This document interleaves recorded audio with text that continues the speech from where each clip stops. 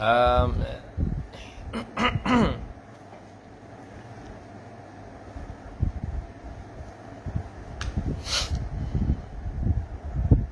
okay, Alhamdulillah. Alhamdulillah.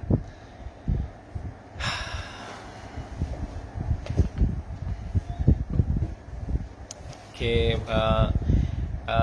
Assalamualaikum warahmatullahi wabarakatuh.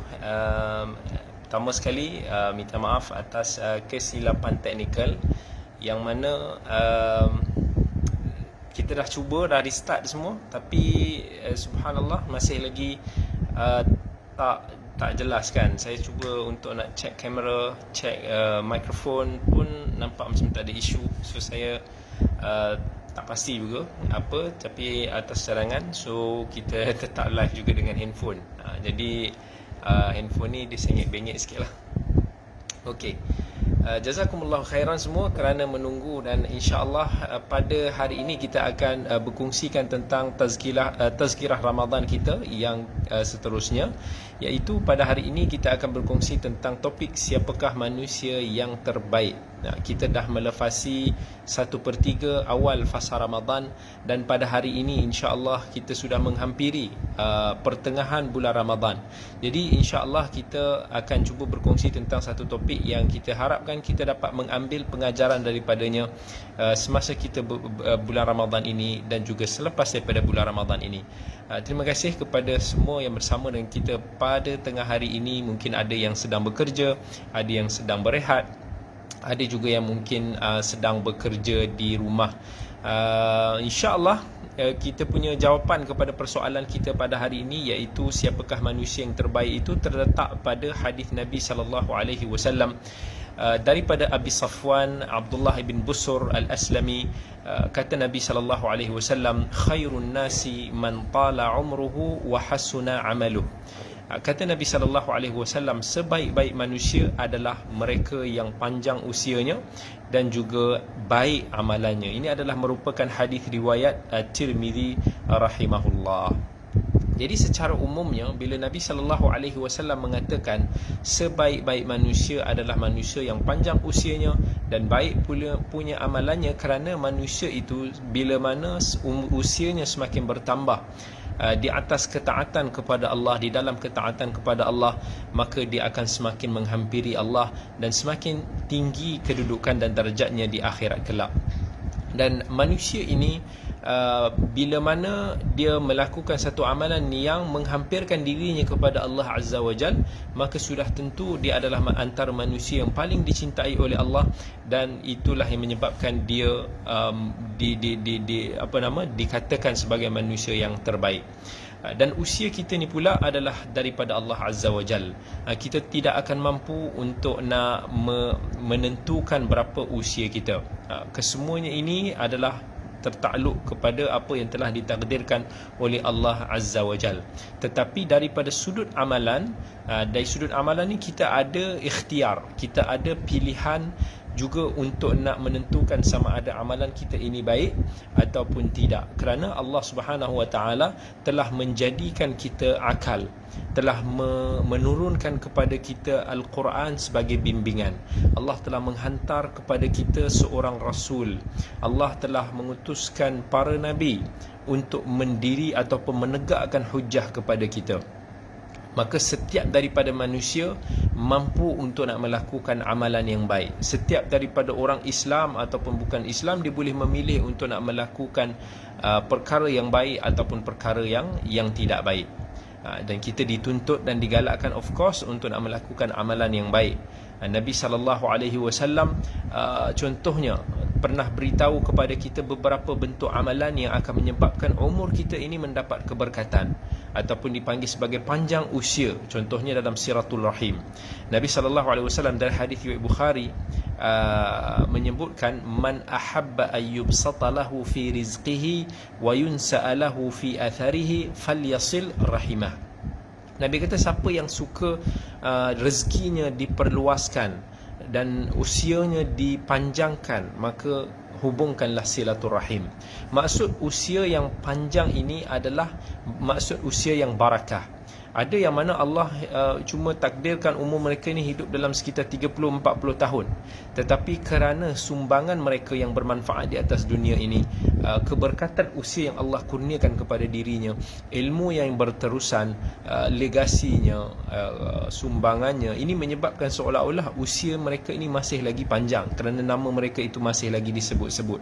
Sebagai contoh, para ulama yang dulu-dulu, walaupun mereka ini telah meninggal dunia beratus tahun dulu lamanya, 1000 tahun dulu lamanya, tetapi kita masih lagi mampu ataupun kita masih lagi menyebut-nyebut nama mereka pada hari ini, seolah-olah mereka ini masih lagi hidup di kalangan kita. Itu adalah keberkatan usia yang kita semua inginkan.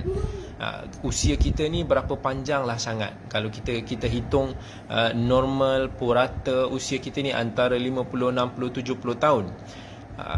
Dan amal salih kita pula tak banyak dalam tempoh tersebut. Yalah, mungkin ada daripada kalangan kita muda-muda dulu, dia tak rebut, dia tak cuba untuk nak beramal sebanyak mungkin. Masa muda kita selalu kita habiskan dalam perkara-perkara yang tidak bermanfaat, yang sia-sia, yang melanggar perintah Allah. Jadi beberapa tahun baki sahaja yang mampu untuk nak kita meluangkan diri kita bersama dengan agama kita, dengan ibadah kita. Jadi usia kita ni sangat pendek, dan kita nak supaya dengan baki usia kita yang singkat ini, entah berapa tahun lamanya ini, kita nak cuba luangkan masa itu supaya kita mampu untuk nak meraih labelan manusia yang terbaik yang Nabi SAW itu. Maka apa yang Nabi guide kita, bimbing kita adalah kita banyak buat baik kepada orang lain, kita berikan manfaat kepada orang lain, tak kira dalam apa jua bentuk sekalipun. Ada manusia yang mana dia boleh memberikan sumbangan daripada sudut ilmu, ada orang yang boleh berikan sumbangan daripada sudut kudrat, daripada sudut perkongsian, daripada sudut sebaran, daripada sudut sokongan, daripada sudut harta, daripada sudut doa, ataupun apa sekalipun. Yang perlu untuk nak kita persoalkan diri kita adalah apakah manfaat yang kita mampu lakukan ataupun kita sumbangkan kepada masyarakat. Jadi tidak semestinya usia yang panjang ini adalah usia yang baik, selagi mana ianya tidak kita kata tidak bersama dengan amalan yang baik. Kerana boleh jadi usia yang panjang ini boleh memberikan kemudaratan kepada kita. Usia yang panjang sekiranya dipenuhi dengan maksiat umpamanya, dia akan menyebabkan nanti kita dekat akhirat Allah akan hisap kita dengan pelbagai soalan, Allah akan question kita dengan pelbagai tanggungjawab amanah kita yang sepatutnya kita lakukan di dunia ini. Lagi panjang, lagi banyak yang kita akan ditanya oleh Allah. Dalam surat Ali Imran, Allah Subhanahu wa taala berfirman, "Wala yahsabanna alladhina kafaru annama numli lahum khairul li anfusihim innama numli lahum liyazdadu ithman walahum adzabun muhin." Contohnya Allah kata kepada orang-orang yang kafir, janganlah orang-orang yang kafir itu menyangka kami ini memanjangkan usia mereka ini untuk kebaikan diri mereka, tetapi ada di antara mereka ini yang kami panjangkan usia mereka ini supaya dosa mereka ini semakin bertambah. Bila dosa mereka itu semakin bertambah, semakin sengsara, semakin perit azab yang mereka akan hadapi nanti di akhirat kelak. Walaupun di dunia ini sometimes kita boleh melihat orang-orang yang kufur kepada Allah, Allah panjangkan usia dia, Allah berikan rezeki yang melimpah ruah, mungkin ada Allah berikan apa yang kita lihat, kegembiraan duniawi itu kepada mereka, harta, benda, keluarga dan sebagainya. Tetapi hakikatnya benda ini semua boleh menjadi mudarat kepada mereka, boleh menjadi hujah ke atas mereka. Kita tak mahu usia kita dipenuhi dengan perkara sedemikian. Syekh Muhammad bin Salih Al-Uthaymin ketika beliau menghuraikan hadis ini, iaitu hadis khairun nasi man tala umruhu wa hasuna amaluh, sebaik-baik manusia adalah mereka yang panjang usianya, yang baik pula amalannya. Sebab kata Syekh, kerana manusia ini bila mana semakin bertambah umurnya di dalam ketaatan kepada Allah, maka dia akan semakin menghampiri Allah, dia akan kedudukannya akan semakin diangkat oleh Allah Azza wa Jalla.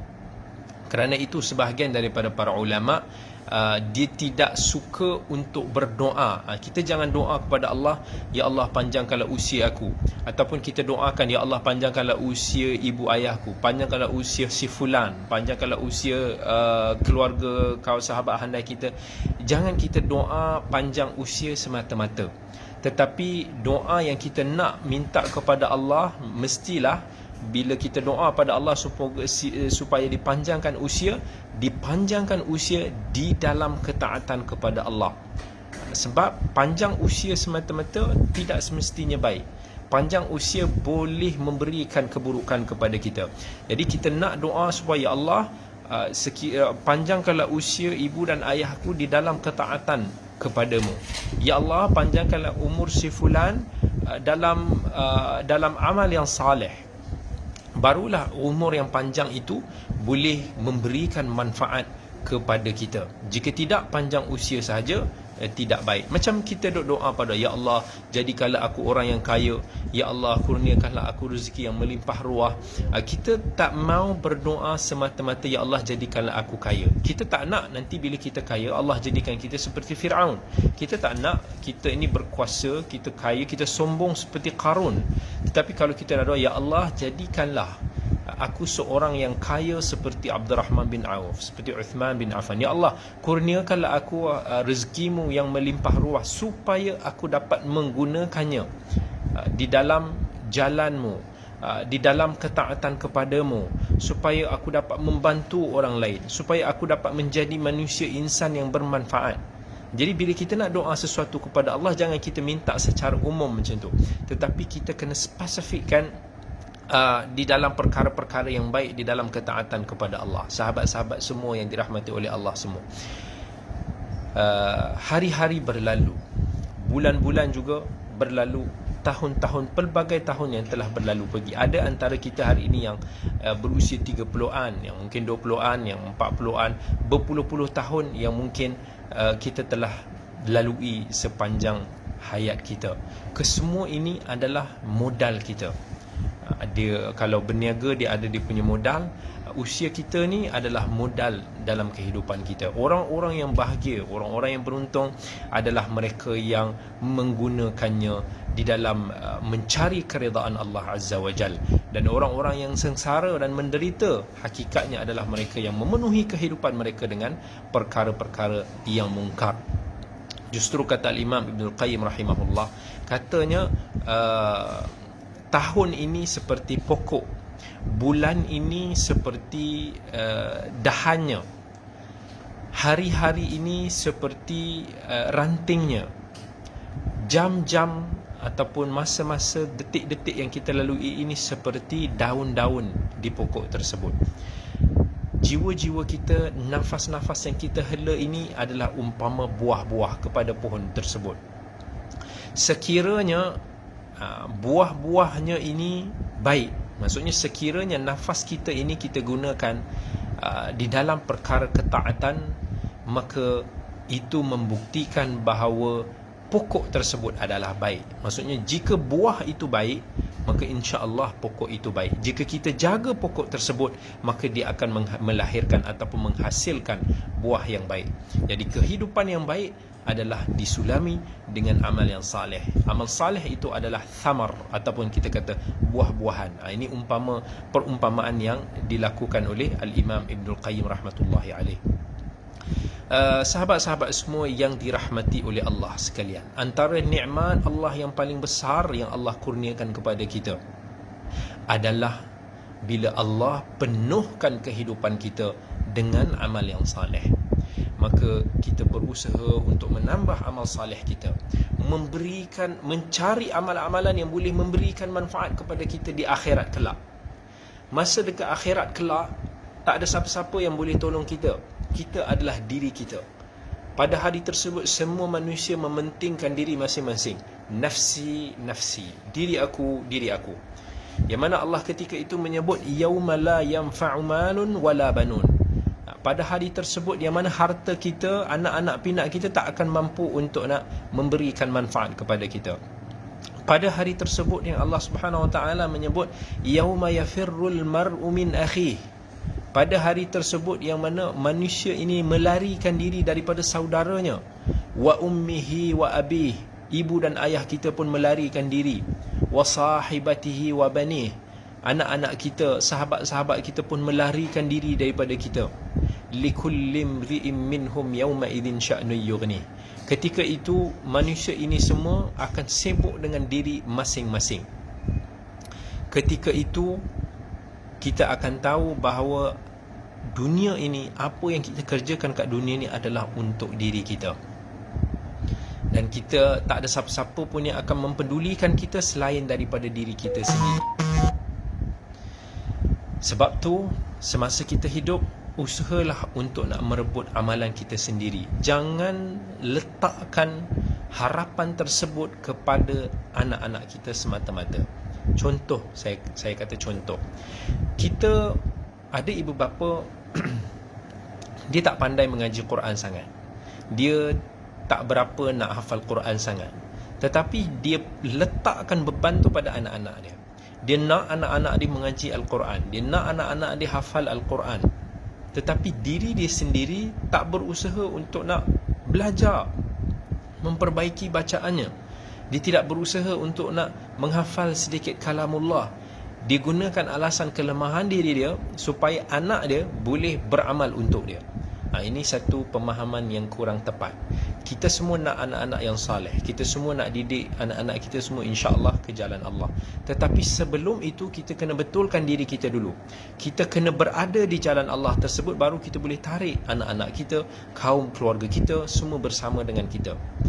Jangan mengharapkan kita kumpul kekayaan kita, tiba-tiba kita harap anak kita memang nak gunakan harta tinggalan kita, harta pusaka kita nanti untuk nak buat kebaikan. Jangan letakkan harapan tu. Anak kita kemungkinan lepas dia dapat harta pusaka kita, dia akan berjoli katak.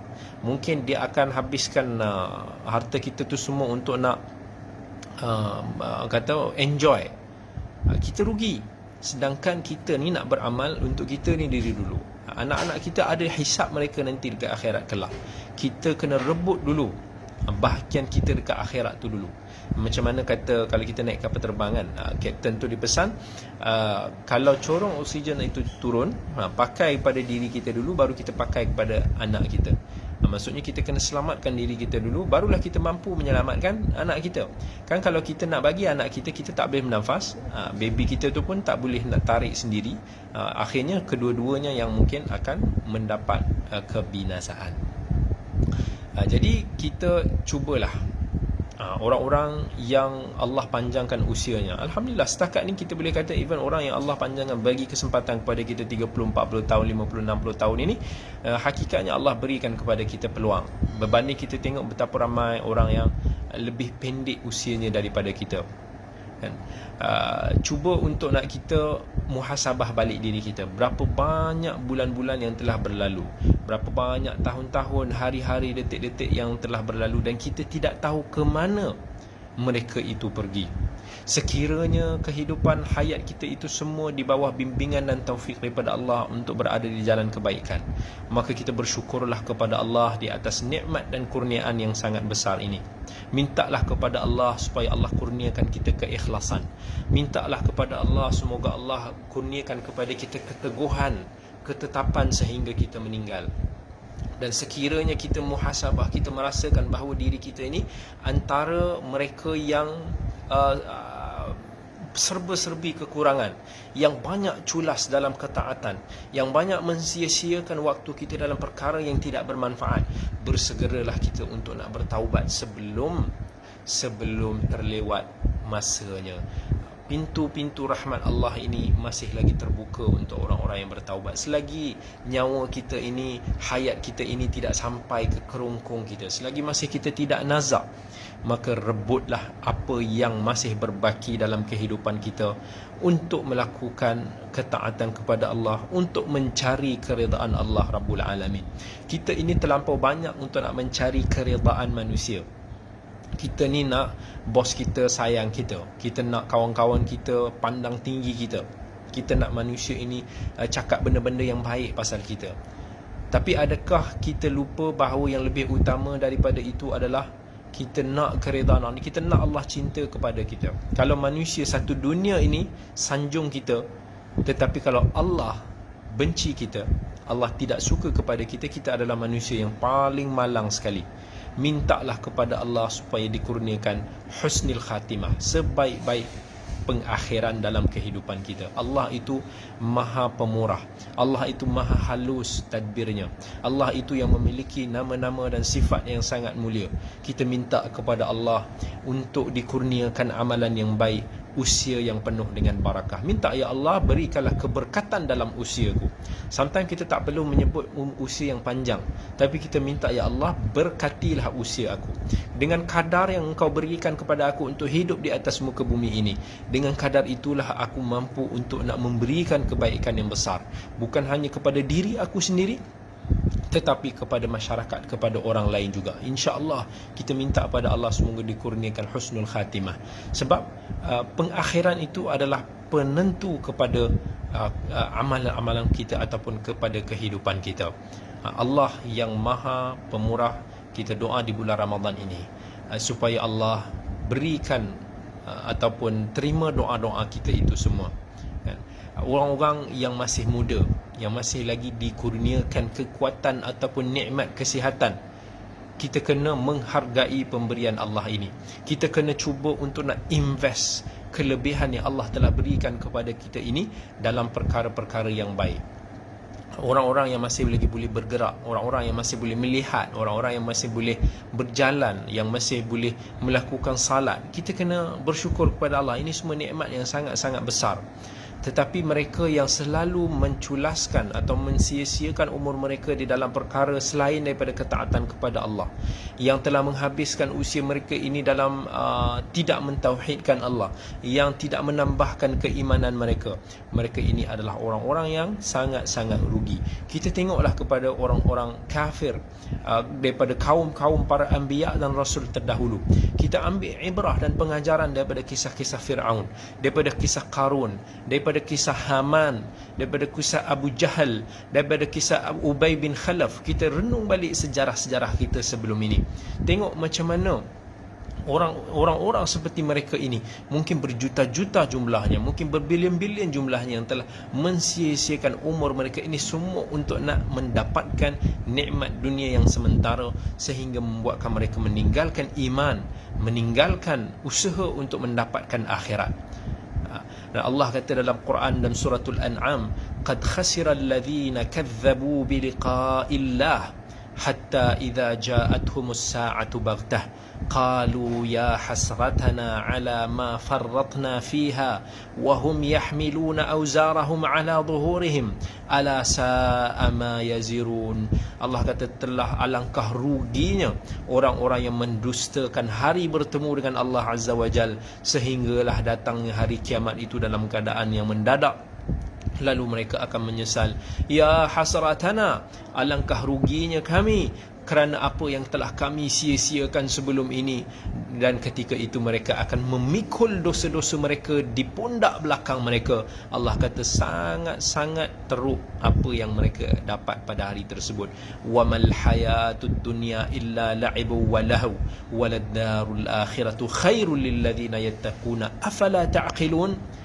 Allah kata, bukankah kehidupan dunia itu adalah permainan dan banyak melalaikan kita, sedangkan akhirat itu adalah tempat yang terbaik bagi orang-orang yang bertakwa. Tidakkah kalian memikirkan?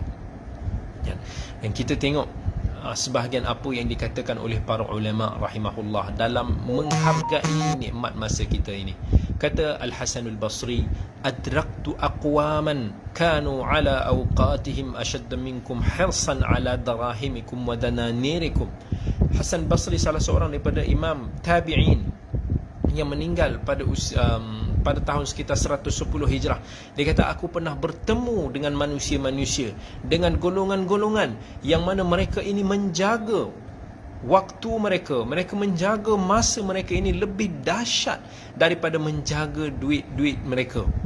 Kita ni kalau kata kita ada duit, kita akan letak di bank, kita akan lepak dalam peti besi, kita akan simpan betul-betul, kita takut kehilangan. Tetapi kalau masa kita ini kehilangan, masa kita ini dicuri, kita tak kisah pun. Tetapi Hasan Basri kata mungkin dia pernah bertemu dengan beberapa ataupun generasi para sahabat, beberapa orang daripada kalangan tabi'in, yang mana mereka ini sangat-sangat alert, sangat-sangat peka dengan masa mereka ini, lebih daripada mereka peka ataupun jaga duit dinar, duit dirham mereka, emas dan perak mereka ini. Sahabat-sahabat semua yang dirahmati oleh Allah, umur manusia dan apa yang kita lalui ini hakikatnya sangat-sangat sementara. Dan sedar celik tak celik, saya pun selalu terimbas balik kehidupan kita ketika mana kita dulu masih lagi muda, ketika kita di sekolah, ketika mana kita masih lagi kecil bermain bersama dengan kawan-kawan kita. Ketika itu kita tengok pejam celik, hari ini kita di sini. Hari ini mungkin bila kita cermin balik wajah kita, oh kita dah nampak tua, kita dah nampak ada kerut sana dan sini. Kita rasa masa itu terlalu pendek. Begitulah dunia ini. Sebab tu Allah kata dunia ini ibarat tempat persinggahan, secelik je. Hari ini kita rasa usia kita dah 50 tahun, 60 tahun. Berapa lagi bagi kita? Berapa lagi? Kita dah lalui most of our time in our life. Berapa lagi, berapa hari, berapa tahun, berapa bulan lagi ya Allah masih nak bagi lagi kesempatan kepada kita. Sooner or later kita akan melalui fasa-fasa yang pernah dilalui oleh generasi-generasi sebelum kita dulu. Sama ada sekarang ataupun bila-bila masa saja, kita akan merasai kesakitan sakaratul maut yang kita cuba untuk nak melarikan diri kita selama ini. Wajaat sakratul maut dzalika ma kunta minhu tahid. Bila datangnya sakaratul maut, Allah kata itulah maut, kematian yang kita semua cuba untuk nak melarikan diri. Kita cuba untuk nak mengelakkan diri kita selama ini. Kalau kita selama ni sakit pun kita cuba untuk nak rawat supaya kita tak mati. Kita cuba untuk nak jaga kesihatan kita, kita nak panjangkan usia kita. Tak kira macam mana usaha kita, akan sampai masanya kita akan merasai apa yang Nabi kita dulu pernah lalui, apa yang mak ayah kita, tok nenek kita dulu pernah rasai sebelum ini. Kita akan merasakan kesakitan mati itu. Berapa lama lagi yang tinggal? Kita tak tahu macam mana keadaan kita mati nanti. Kita cuma boleh berdoa kepada Allah. Tapi keadaan itu bagaimana bila Allah Ta'ala a'lam, kita akan merasainya. Sebab tu kita kena hargai waktu-waktu kita sebelum kita meninggal ini. Kata Nabi SAW, "Igtanim khamsan qabla khams." Rebutlah 5 perkara sebelum 5 perkara. Masa kita sehat, kata Nabi, sebelum kita sakit. Ramai orang bila dah sakit barulah dia rasa macam nak kembali kepada Allah. Masa sihat, lok-lak, buat benda-benda yang tak senonoh. Yang kedua, rebutlah masa lapang kita sebelum kita sibuk. Subhanallah, Alhamdulillah, yang bersama dengan kita live pada hari ini, gunakan sedikit ruang kesempatan. Dan saya faham mungkin ada yang sedang berehat, ada yang mungkin apa-apa masa, gunakan sikit masa lapang sebelum kita sibuk dalam perkara-perkara ilmu, dalam perkara yang bermanfaat.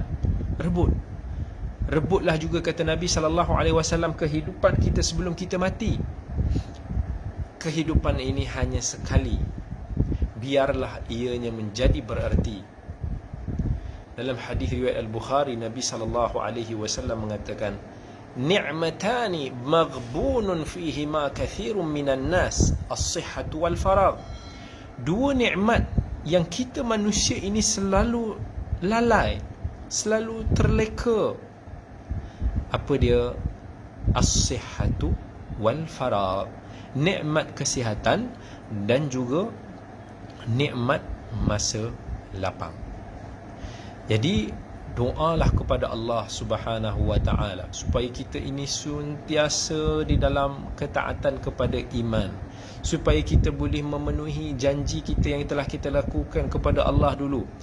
wa idh akhadha rabbuka min bani adama min zuhurihim dhurriyyatahum wa ashhadahum ala anfusihim alastu bi rabbikum qalu bala syahidna. Dulu kita tak ingat ni, dulu sebelum kita lahir kat dunia ni, Allah pernah mengambil janji daripada kita, saksi bahawa kita ini akan menyembah Allah, kita mengiktiraf Allah. Jadi bila kita dilahirkan ke dunia, pada hari ni kita dah lupa janji tersebut. Bila kita nak janji hamba Allah yang mulia, kita akan rebut. Contohnya saya kata, bila ada pekerja-pekerja kat sini yang nak cuba menjadi pekerja yang terbaik, pekerja yang berdedikasi, semua akan usaha untuk nak buat apa yang bos kita suka. Kita akan buat itu, kita akan buat ekstra. Bukan setakat buat kerja kita je, kita akan buat ekstra lebih lagi. Kita kadang ambil masa overtime lagi, untuk nak supaya company kita, syarikat kita, bos kita sayang pada kita. Kita boleh dapat naik pangkat yang tinggi. Tetapi bila dekat akhirat, kita tak cuba rebut benda ni. Bila kita nak beramal, kita cuma nak buat benda-benda yang wajib sahaja. Ya, siapa yang boleh buat, yang boleh jaga betul-betul benda yang wajib dia, insya-Allah dia akan berjaya. Tetapi siapa yang boleh jamin kewajipan dia itu sempurna, mesti akan ada lompong sana dan sini. Jadi kita perlu extra effort. Kita perlukan amalan-amalan sunat. Kalau zakat kita mungkin ada culas, kita bergantikan dengan banyak bersedekah. Puasa-puasa wajib kita ni mungkin kita banyak juga dosa yang kita buat, kita cuba tambah, top up dia dengan puasa-puasa sunat. Solat kita rasa selalu kita abaikan, selalu kita culaskan haknya. Kita cuba untuk nak top up dia dengan solat-solat sunat. Maka gunakanlah kehidupan ini lebih daripada kita mencari kedudukan kita dalam dunia pekerjaan. Kita bukan hanya nak pangkat yang tinggi di dunia ini, tapi kita nak kedudukan, pangkat yang tinggi di sisi Allah di akhirat kelak. Kemudian sebahagian daripada para ulama yang salihin mengatakan, tuba liman mata wa matat ma'ahu dhunubuh. Alangkah beruntung mereka yang mati dan dosa mereka itu mati ketika itu. Wal wailu liman yamut wa dhunubuhu baqiyatun ba'dah. Alangkah malang orang yang dah mati tapi dia punya dosa dia berterusan setelah mereka mati. Contohnya, kita duk banyak buat istilah ni, kita duk banyak tunjuk sunnah-sunnah yang tak baik ni.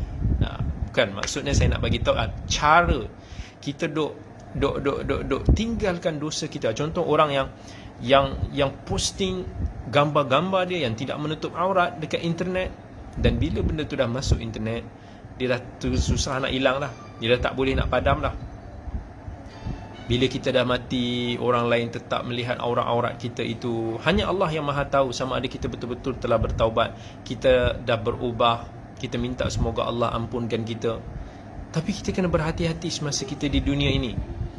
Dan ada juga yang mana bila dia ni suka duk ajak orang buat benda-benda yang tak baik. Kalau kita ajak orang buat benda yang baik, kita share benda-benda yang baik, orang baca, orang tonton, orang dapat manfaat, kita akan dapat pahala tu. Setiap orang ni share daripada kita penyebab dia, kita akan dapat pahala dia. Sebagai contoh, kalau kita kata orang-orang yang mendengar kuliah kita sekarang, orang tu share, dikongsikan, ada orang dengar, kita dapat pahala. Saya pun dapat pahala, orang yang share pun dapat pahala, dan orang lain ada lagi dengar, share dan pahala. Maka itu semua kita akan dapat. Tetapi bayangkan kalau kita kongsi benda yang tak elok. Kita contohnya, kita bagi kawan-kawan kita tengok movie-movie yang tak elok. Kawan kita tu tengok movie tu, dia nampak aurat, kita dapat dosa. Dia pula pergi bagi lagi dekat orang lain, orang tu tengok, kita dapat dosa. Berterusan dosa kita itu sampailah kita mati. Ini sangat-sangat malang. Sebab tu kita perlu ada sifat taqwa. Orang-orang yang selalu pergi khutbah salat Jumaat, hari setiap minggu khatib akan ingatkan kita, ittaqullah, wahai jemaah sekalian, bertakwalah kepada Allah. Apakah yang dimaksudkan dengan takwa? Takwa ni kita mesti maksud dia daripada bahasa Arab, pencegah, penghalang. Maksudnya kita menjadikan antara diri kita dengan maksiat dan menjadikan diri kita dengan meneraka itu benteng yang boleh menghalang kita daripada terjebak di dalamnya. Bila kita nak buat tu, kita fikir, ini kalau aku buat ni berdosa. Itu takwa. Kita tak jadi buat. Ini kalau aku ajak dia, aku bagi dia, ini dosa aku makin bertimbun-timbun macam ni. Dan dosa free orang kata. Tak mau, kita stop. Itu adalah takwa. Kata Nabi SAW selalu berdoa. Ini doa yang kita kena cuba untuk nak rebut. Kita cuba amalkan dalam kehidupan kita. Tak ada doa yang lebih baik daripada doa apa yang mereka, yang manusia ini, doa apa yang Nabi SAW doa. Allahumma ahyini ma kanatil hayatu khairan li wa tawaffani idza kanatil wafatu khairan li. Hadis riwayat Bukhari, Nabi doa, ya Allah, ya Allah, berikanlah aku kehidupan selagi mana kehidupan ini baik bagiku, dan wafatkanlah aku seandainya kematian itu lebih baik bagi aku. Apa doa ni? Saya ulang lagi sekali. Allahumma ahyini ma kanatil hayatu khairan li. Siapa yang nak ambil note, dia boleh ambil note. Allahumma ahyini ma kanatil hayatu khairan li wa tawaffani idza kanatil wafatu khairan li. Sekali lagi saya ulang. Allahumma ahyini ma kanatil hayatu khairan li wa tawaffani idza kanatil wafatu khairan li. Ya Allah, berikanlah aku kehidupan sekiranya kehidupan ini baik bagi aku, wafatkanlah aku jika kematian itu lebih baik bagi diriku. Ada orang dia minta, ya Allah, cabutlah nyawa aku sekarang, aku dah tak tahan dah. Bila dia menderita sakit, dia minta Allah wafatkan. Kita jangan minta untuk Allah ambil nyawa kita, tapi kita minta, ya Allah, kalau kehidupan ini lagi baik bagi aku. Maksudnya kebaikan tu macam mana? Kita walaupun kita sakit, kita menderita, tetapi kita ini Allah kurniakan kesabaran, kita akan mendapat ganjaran yang begitu besar daripada kesabaran kita itu, dan itu lebih baik bagi kita. Kita minta, ya Allah, hidupkanlah aku. Tak apalah aku sengsara sekejap kat dunia ni pun tak apa, tetapi itu lebih baik bagi aku di akhirat. Tapi kalau kita ni orang yang mungkin mati itu lebih baik bagi kita, kita minta, ya Allah, kalau kematian itu lebih baik bagi kita, kau wafatkanlah aku. Mungkin kalau kita hidup, kita akan lebih banyak buat dosa.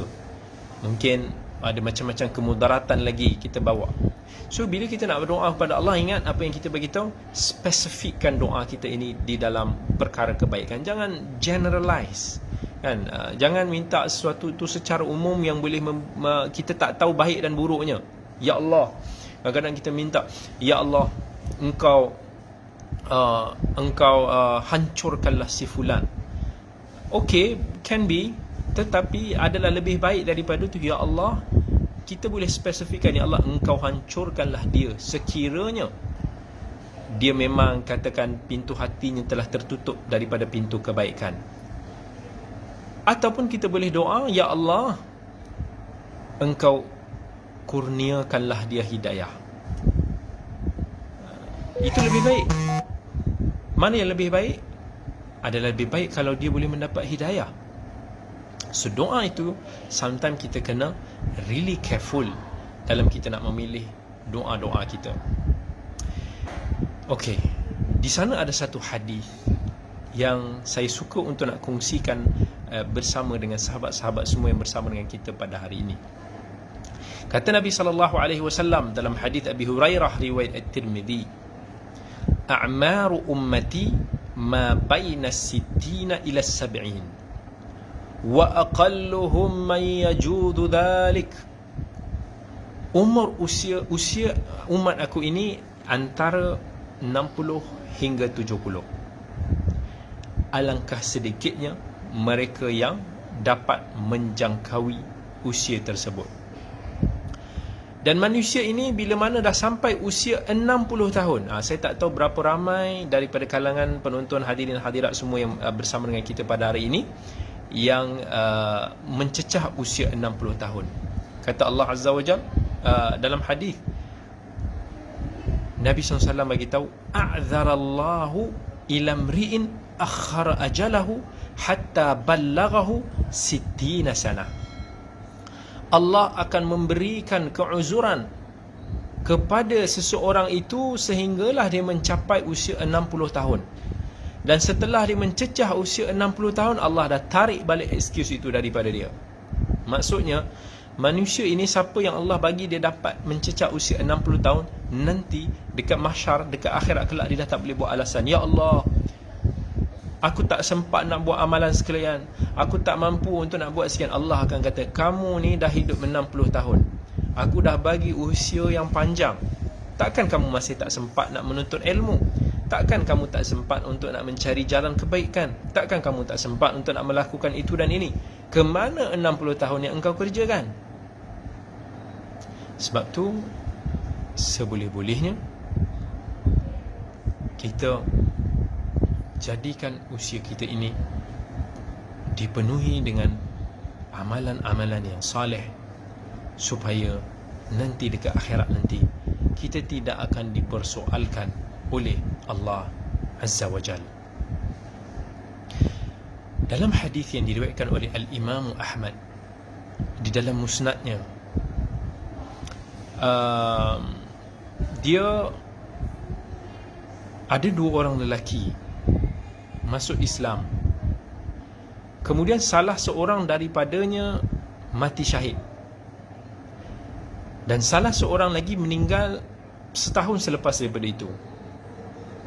Kemudian salah seorang sahabat, Talhah bin Ubaidillah, dia bermimpi, dia kata, aku bermimpi melihat syurga, dan aku melihat orang yang lebih lewat mati tu masuk syurga dulu sebelum daripada orang yang mati syahid tu. Dia pelik, kenapa orang yang mati syahid ni setahun sebelum tu dia tak masuk syurga dulu, tapi orang yang meninggal biasa ni dia masuk syurga dulu sebelum orang yang syahid tu. So aku nak bertanya kepadamu, ya Rasulullah, mengapa sedemikian? Maka Nabi SAW menjawab, alaysa qad sama ba'dahu Ramadan wa salla 6,000 rak'ah atau kadha wa kadha rak'atan salat as-sanah. Nabi nak bagi tahu, bukankah orang yang mati lewat setahun tu, walaupun dia tak syahid, tetapi kerana beza setahun itu, dia penuhkan diri dengan puasa Ramadan. Dia telah berpuasa ribuan, dia telah salat ribuan rakaat. Amal ibadah dan ketaatan yang dilakukan dalam tempoh setahun itu direbut, menyebabkan pahala dia lebih berat lagi daripada orang yang mati syahid itu. Kerana kelebihan usia setahun itu, tetapi dipenuhi dengan ketaatan, dia mendapat kedudukan yang lebih tinggi daripada orang yang mati syahid tersebut. Jadi sahabat-sahabat semua yang dirahmati oleh Allah, benda yang paling besar akan berlaku pada diri kita, sebagaimana yang telah saya sebut tadi, adalah kematian. Bila mana kita berpisah dengan keluarga kita, dengan harta benda kita, dengan keluarga kita, beristighfar, banyakkan amalan, doakan semoga insya-Allah kita dikurniakan husni al-khatimah. Kata Nabi sallallahu alaihi wasallam, "Idza aradallahu bi'abdihi khairan 'asalah." Kalau Allah nakkan kebaikan pada seseorang itu, Allah akan mengasalkan dia. Bila sahabat tanya, "Ma asluhu?" Apa benda asal ni? Nabi kata, "Yaftahullahu lahu 'amalan salihan qabla mautih, thumma yaqbiduhu 'alayh." Allah akan membukakan peluang kepadanya untuk beramal saleh sebelum dia meninggal, kemudian Allah akan mencabut nyawanya. Maksudnya, Allah berikan peluang kepada kita saat-saat akhir, hari-hari akhir, tahun-tahun akhir sebelum daripada kita wafat. Allah berikan peluang kepada kita untuk nak penuhkan usia kita ini dengan amal yang saleh. Kemudian kita ini dicabut nyawa dalam keadaan husnil khatimah. Sebagaimana kata Nabi SAW, "Innamal a'malu bi khawatimiha." Sesungguhnya amalan itu berdasarkan kepada penutup dia. Dan siapa yang Allah panjangkan usianya melebihi 60 tahun, ini adalah nikmat yang kita kena bersyukur kepada Allah. Dan kita kena gunakan ianya untuk nak mendapatkan tempat kita dekat akhirat nanti. Banyakkan berzikir, banyakkan usaha kita untuk nak menjauhkan diri kita daripada maksiat. Kemudian ada sebuah hadis, dalam hadis riwayat Ahmad juga, ada beberapa orang daripada Bani Azrah, lebih kurang 3 orang, dia datang bertemu dengan Nabi SAW dan mereka pun memeluk Islam. Jadi Nabi pun tanya, may yakfinihim, siapa yang nak macam responsible lah untuk nak menjaga mereka? Kata Talhah, dia kata, aku ya Rasulullah. Maka mereka ini duduk bersama dengan Talhah. Dalam satu operasi yang Nabi SAW laksanakan, salah seorang daripada mereka gugur syahid. Kemudian dalam operasi yang lain, seorang lagi pun syahid daripada kalangan 3 orang. Dan yang ketiga ini meninggal di atas katil ya. 2 orang sebelum dia meninggal dalam keadaan syahid, yang ketiga ini tak syahid tapi dia meninggal atas katil atau sakit lah lebih kurang. Maka kata Talhah, aku bermimpi melihat 3 orang ini di syurga. Dan orang yang meninggal di atas katilnya itu yang paling depan. Dan orang yang meninggal dalam keadaan yang syahid itu sebelum dia. Dan orang yang pertama kali syahid sebelum itu yang paling last. Maka dia datang bertemu dengan Nabi SAW untuk nak bertanya. Maka Nabi kata, wama angkarta min dhalik, apa yang kamu pelik wahai Talhah? Laisa ahadun afdala 'inda Allah min mu'minin yu'ammaru fil islami litasbihihi wa takbirihi wa tahlilihi. Tak ada orang yang lebih mulia di sisi Allah, kata Nabi SAW, daripada seorang mukmin yang Allah panjangkan usianya di dalam Islam, lalu dipenuhi kehidupan itu dengan bertasbih, dengan bertakbir, dengan bertahlil, dengan banyak berzikir kepada Allah. Nampak? Walaupun yang ketiga itu tidak mati syahid, mati di atas katil, tetapi kerana dia lebih panjang usia daripada 2 lagi yang meninggal syahid itu, dia dapat cover balik dengan amal-amal yang saleh, sehingga membuatkan darjatnya itu lebih tinggi daripada 2 orang sahabatnya yang meninggal syahid di dalam peperangan tersebut. Dan hadis ini telah menunjukkan kelebihan keutamaan mereka yang panjang usianya dan juga baik amalannya. Dan juga mereka yang sentiasa memenuhi lidah-lidah mereka, membasahi lisan-lisan mereka dengan berzikir kepada Allah Azza wa Jal. Kata Allah, wal baqiyatus salihatu khairun 'inda rabbika thawaban wa khairun amala. Itu maksudnya apa? Baqiyatus salihat, yang Nabi pesan, istakthiru minal baqiyatus salihat, perbanyakkan untuk nak melakukan al-baqiyatus salihat. Ya Allah sebut dalam suratul Kahfi tadi, wal baqiyatus salihatu khairun 'inda rabbika thawaban wa khairun amala. Bila Nabi ditanya apa itu al-baqiyatus salihat, Nabi kata at-takbir, iaitu kita banyak mengucapkan Allahu Akbar. At-tahlil, iaitu kita mengucapkan la ilaha illallah. At-tasbih, iaitu kita mengucapkan subhanallah. At-tahmid, kita mengucapkan alhamdulillah. Dan juga wala haula wala quwwata illa billah. Maksudnya antara zikir yang terbaik yang kita kena perbanyakkan, yang kita kena rebut, subhanallah, alhamdulillah, wala ilaha illallah, Allahu akbar, wala haula wala quwwata illa billah. Masa-masa terluang kita rebutkan zikir ini. Saya suka untuk nak kalau nak berzikir, 2 zikir ini utama sekali kita rebut.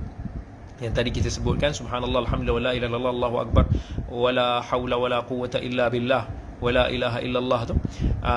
Dan juga kita beristighfar. Ini antara 2 zikir yang terbaik sekali pada pandangan saya untuk nak kita rebut masa dan juga hayat kita. Jadi di akhir dalam kesempatan kita pada hari ini, dalam tazkirah ringkas kita pada hari ini, cuba kita muhasabah balik nikmat yang tadi kita bacakan hadis, nikmat yang kita selalu leka, iaitu nikmat masa lapang dan juga nikmat kesihatan. Ramai orang diperasan dia tahu nikmat harta benda, tetapi kita tak perasan masa kita ini juga adalah nikmat besar yang Allah kurniakan kepada kita. Setiap saat kita akan bernafas. Jadi jadikanlah setiap nafas kita itu bermakna dan bererti, dengan beristighfar, dengan berzikir kepada Allah, dengan perkara-perkara yang baik. Rebutlah peluang-peluang ini. Jangan biarkan ianya berlalu pergi sia-sia sahaja. Jika tidak, kita adalah manusia yang paling rugi. Tanpa masa, tak adalah apa-apa lagi yang bermanfaat kepada kita. Seandainya kita memiliki dunia dan seisinya, maka tidak akan berguna sekiranya kita tak ada lagi manfaat kita di dunia ini. Para ulama dulu yang mana Allah berikan kelebihan kepada mereka untuk menulis, umpamanya, mereka akan menulis sebanyak yang mungkin semasa mereka masih lagi hidup. Kan Ibnu Aqil Al-Hambali mengarang kitab Al-Funun yang berjumlah ataupun setebal 800 jilid, ilmuwan yang hebat. Tengok macam mana mereka gunakan masa mereka ini. Betapa ramai kita tengok para ulama dulu pun, sampai bila mereka masuk ke dalam toilet sekalipun, mereka akan minta supaya anak-anak mereka membacakan kitab-kitab, membacakan hadis-hadis kepada mereka, supaya mereka tidak mensia-siakan masa walaupun mereka di toilet. Kita tak nak duduk saja, tapi kita nak buat sesuatu yang memberikan manfaat. Buat je anything, amalan yang memberikan kebaikan kepada kita, diri kita sendiri, dan juga kepada orang di sekeliling kita. Niatkan kepada diri kita. Sebab tu antara ucapan yang saya suka untuk nak berikan ucapan, kadang-kadang bila saya sign buku, saya tulis certain ucapan ringkas. Antara ucapan yang paling saya suka tulis adalah kita doa, ya Allah, semoga, maksudnya kita kata semoga Allah menjadikan dirimu manusia ataupun insan yang bermanfaat kepada agama, kepada keluarga dan juga kepada ummah. Sebab bila Allah nak jadikan kita manusia yang bermanfaat, maka insya-Allah anyway, apa-apa sahaja manfaat, kita akan dapat kelebihannya insya-Allah. Baik, sampai di sini sahaja dulu insya-Allah perkongsian kita pada tengah hari ini. Saya ucapkan terima kasih banyak-banyak kepada semua yang bersama dengan kita pada tengah hari ini, meluangkan masa dengan insya-Allah kita harapkan aktiviti yang bermanfaat ini. Semoga Allah kurniakan kepada kita kebaikan dan manfaat. Boleh kongsi-kongsikan perkongsian kita, insya-Allah moga-moga kita akan dapat pahala daripada setiap perkongsian kita. Saya berkongsi some knowledge yang ada, sahabat-sahabat boleh berkongsi capaian, yang lain mendoakan, dan insya-Allah kita doa semoga apa-apa sahaja peluang kita nak buat baik, kata Nabi, walaupun dengan secebis kurma itu pun kita kena rebut. Sebab secebis itulah yang sometimes boleh menjauhkan kita, menyelamatkan kita daripada api neraka. Wal'iyadzubillah. Baik, sampai bertemu lagi kita semua. Saya undur diri dulu dan saya mohon maaf di atas kesilapan teknikal pada awal tadi. Kita doakan semoga Allah kurniakan kita segala kebaikan di dunia dan akhirat. Allah kurniakan kepada kita segala kebaikan dan barakah pada bulan Ramadan ini. InsyaAllah kita bertemu lagi. Assalamualaikum warahmatullahi wabarakatuh. Terima kasih banyak-banyak semua.